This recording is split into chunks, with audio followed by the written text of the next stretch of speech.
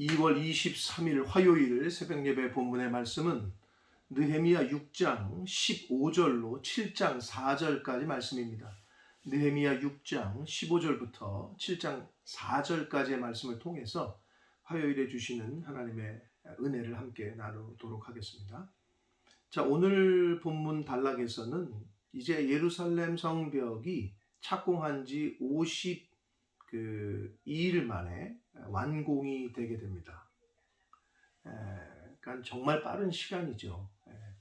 그래서 첫 번째는 하나님의 은혜요. 두 번째는 느헤미야를 비롯한 온 이스라엘 백성들이 한 마음으로 한 뜻으로 전심전력을 다해서 마음을 들여서 그렇게 성벽 재건에 힘썼다는 것을 보여줍니다. 자, 그래서 예루살렘 성벽 재건이 완료가 되고 그리고 그 가운데에 완료가 된 시점에서 느헤미야가 유대의 귀족들과 그리고 대적 중에 한 사람이었던 중심 인물이었던 도비야, 산발랏과 도비야 중심 인물인데 이 도비야 간에 내통한 것에 회고를 합니다.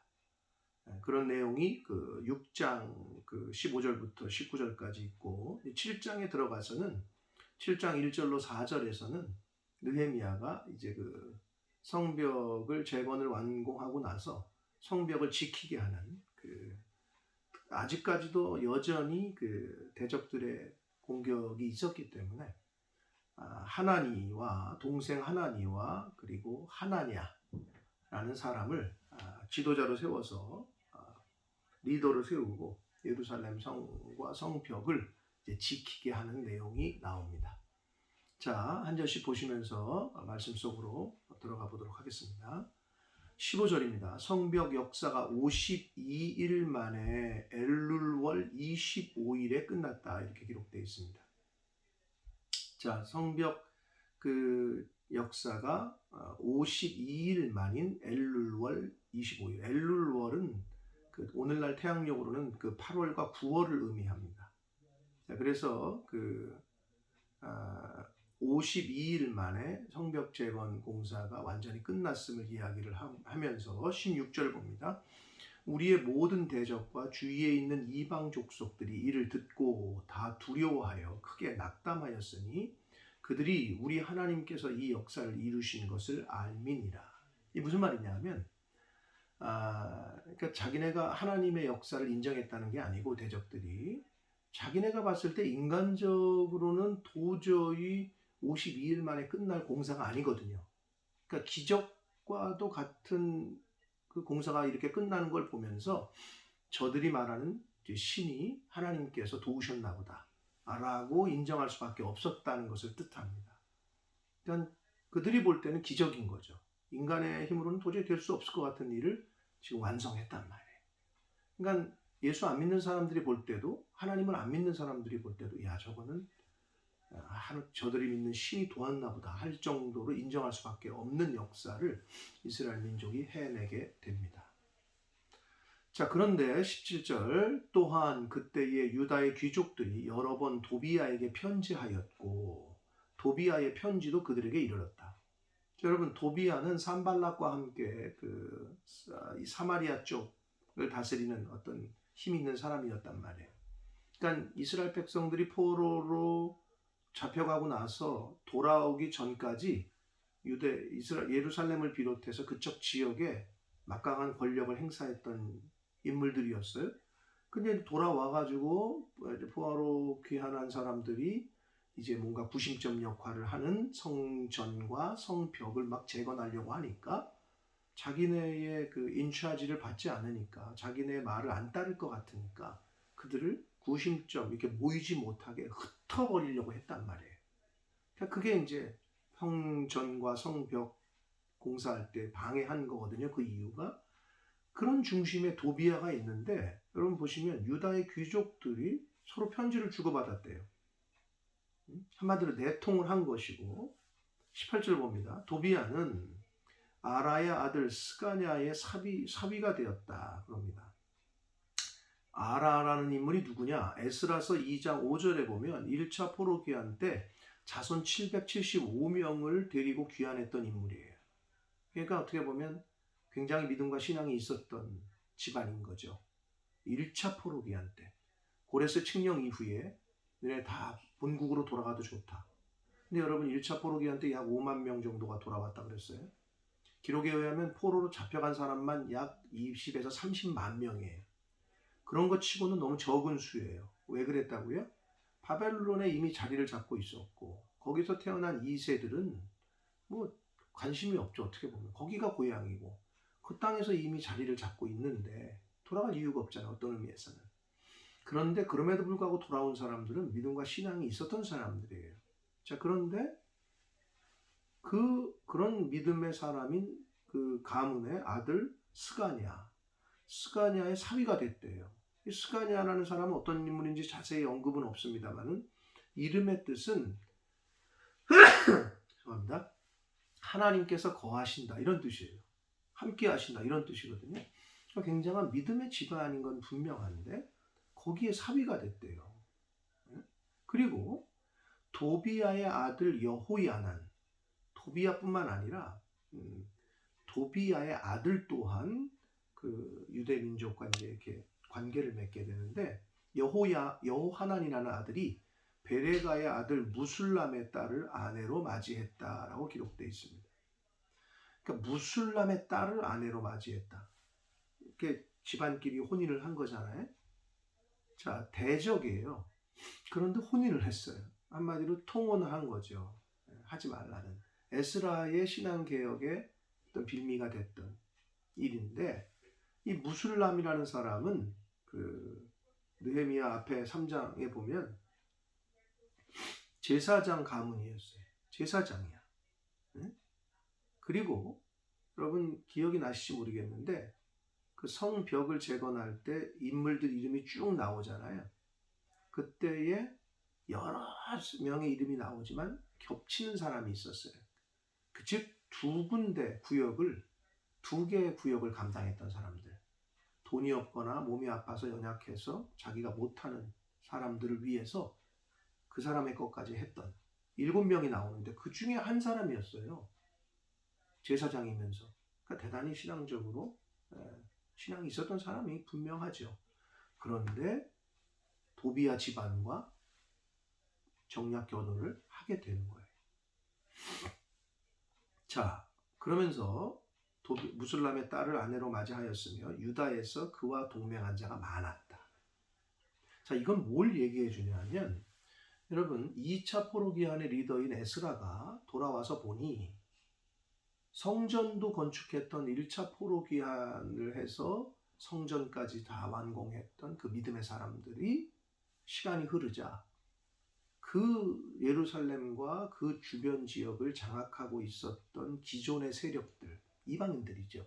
그들과 통혼하고 서로 막 가문끼리 합쳤단 말이에요. 왜? 그래야 안정된 생활을 하죠. 이 사람들은 지금 포로 생활하고 돌아온 사람들인데 무슨 기반이 있어요.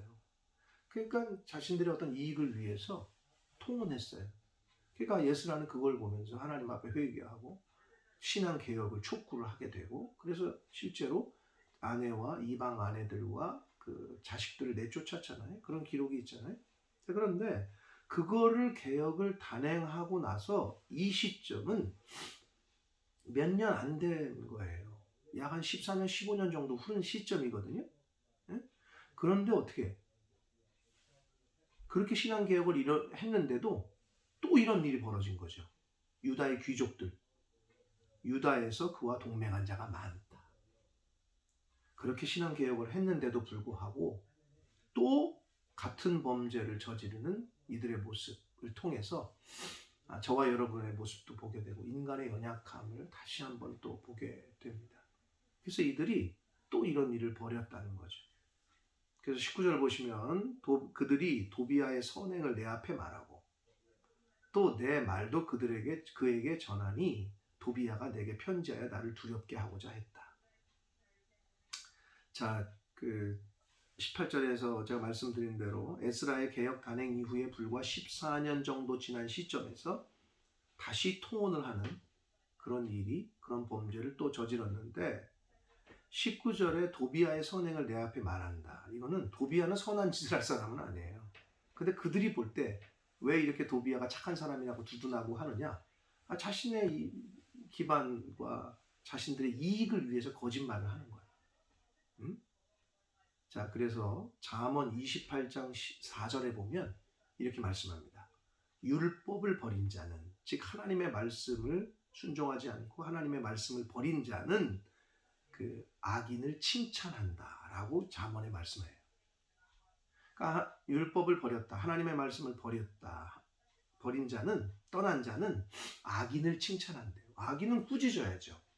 근데 악한 사람, 거짓말하는 사람을 칭찬한다 그래요. 딱 이들이에요.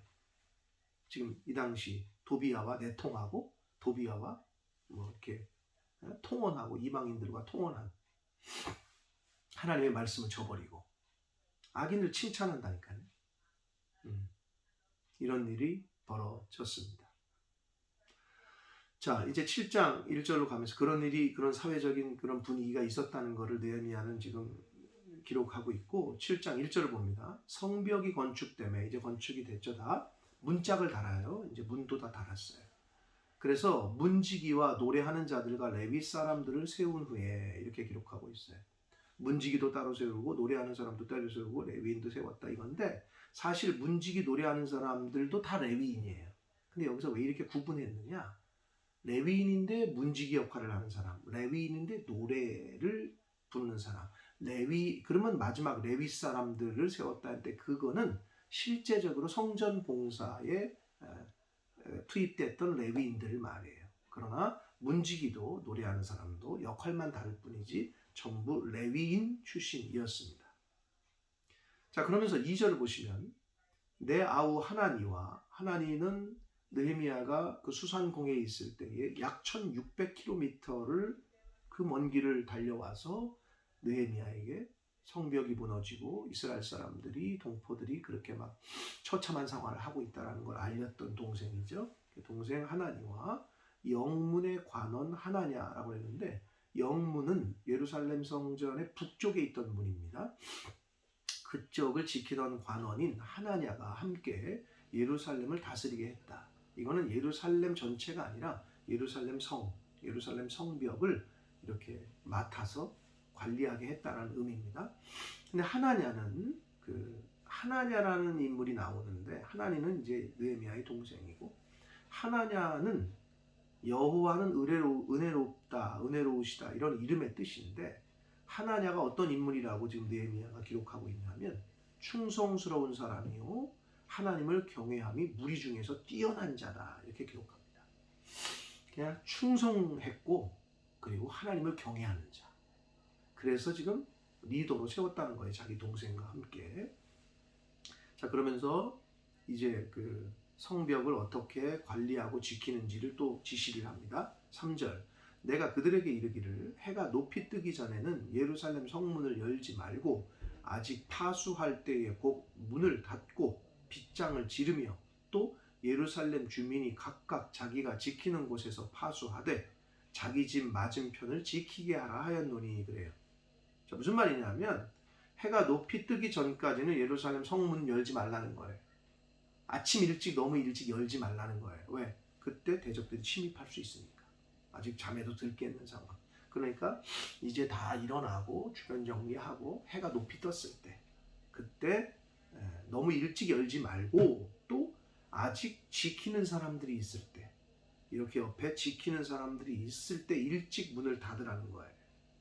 그리고 예루살렘 주민은 각각 자기가 지키는 곳에서 자기가 맡은 부분을, 이게 순번을 따서 조를 짜서 맡게 했거든요. 그렇게 지키고, 또한 자기가 순번이 아닐 때에는 자기 집에서 가장 가까운 것을, 맞은편을, 그 성벽을 지켜라 이렇게 지시를 합니다. 그러면서 4절, 그 성읍은 광대하고 아직 컸었죠. 왜냐하면 예루살렘으로 돌아온 사람들이 전부 예루살렘 성 그 주변에만 사는 게 아니라 다 자기 고향으로 돌아갔어요. 포로 귀환하고 나서. 그리고 예루살렘 성벽이 무너져 있었기 때문에 예루살렘 성 안에 사는 사람들이 얼마 없었어요. 그러니까 근데 성읍은 큰데 주민은 적었어요.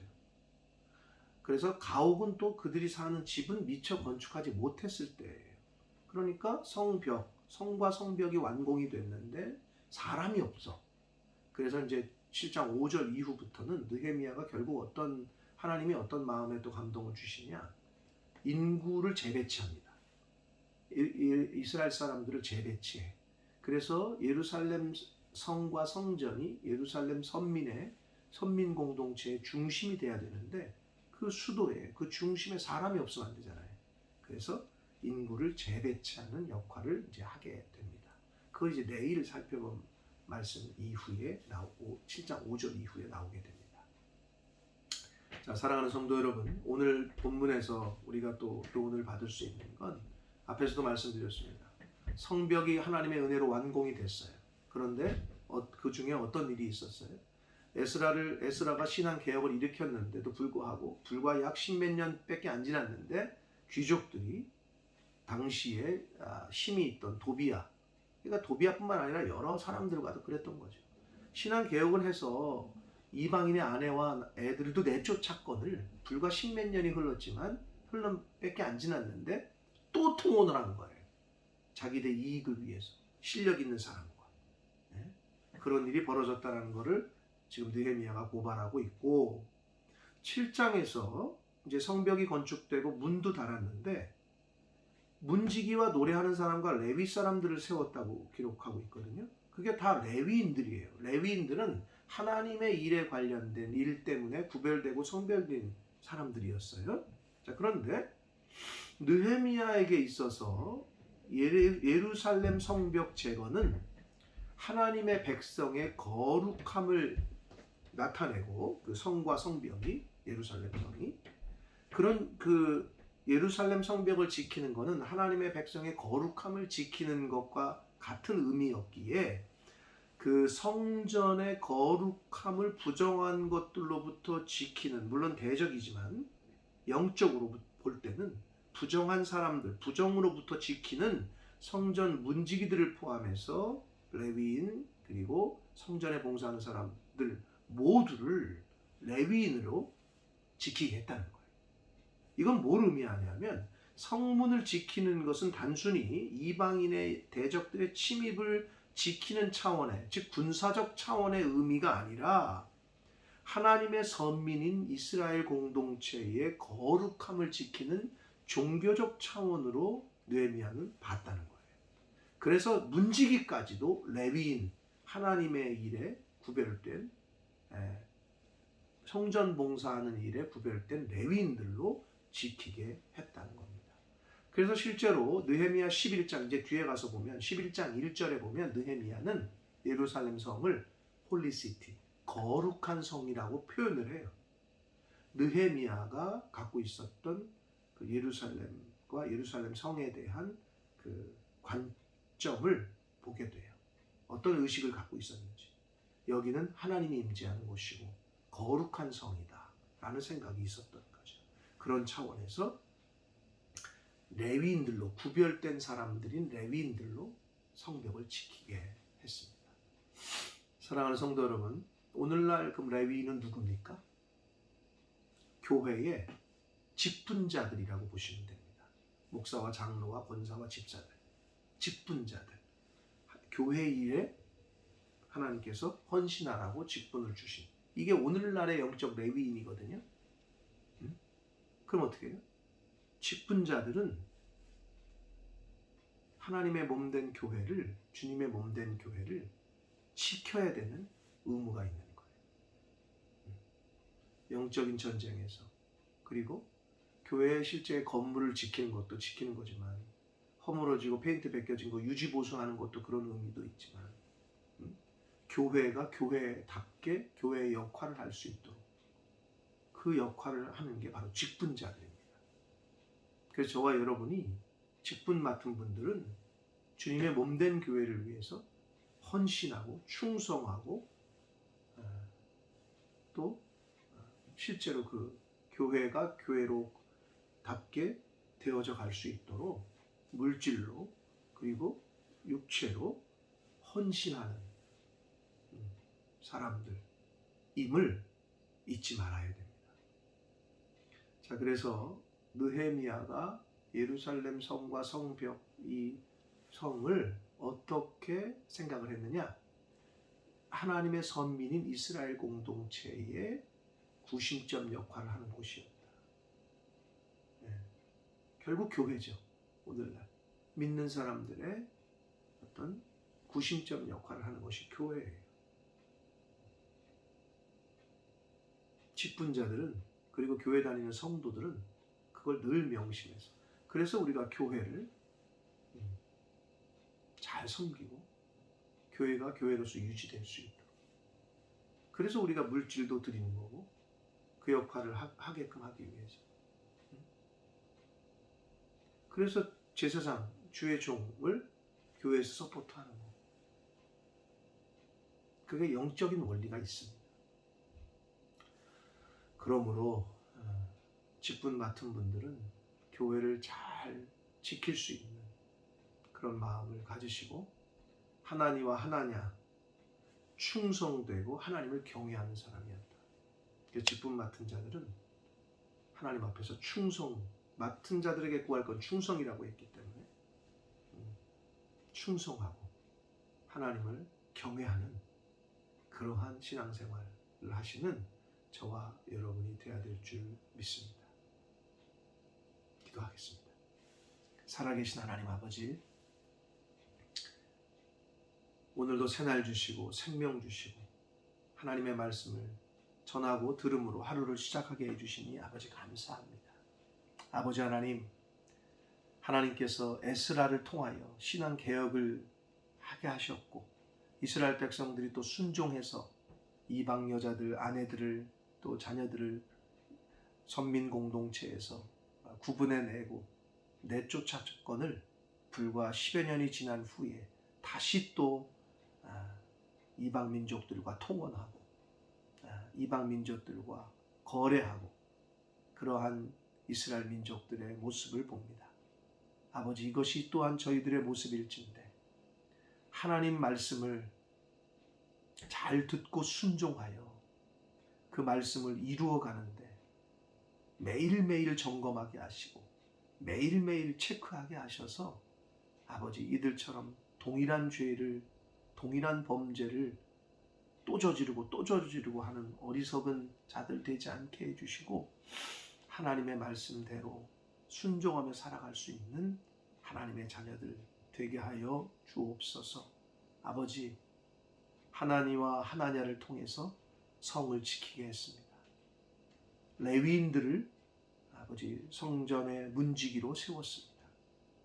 아버지, 주님의 몸된 교회를 지키고 섬기는 것이 오늘날의 레위인인 직분자들인 줄 믿습니다.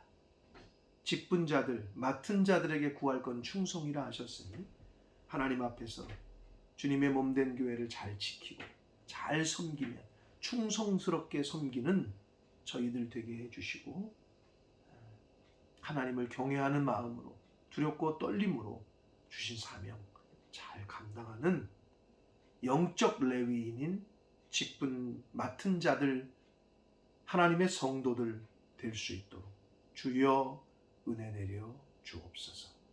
예수 그리스도 이름으로 축복하며 기도 올리옵나이다. 아멘.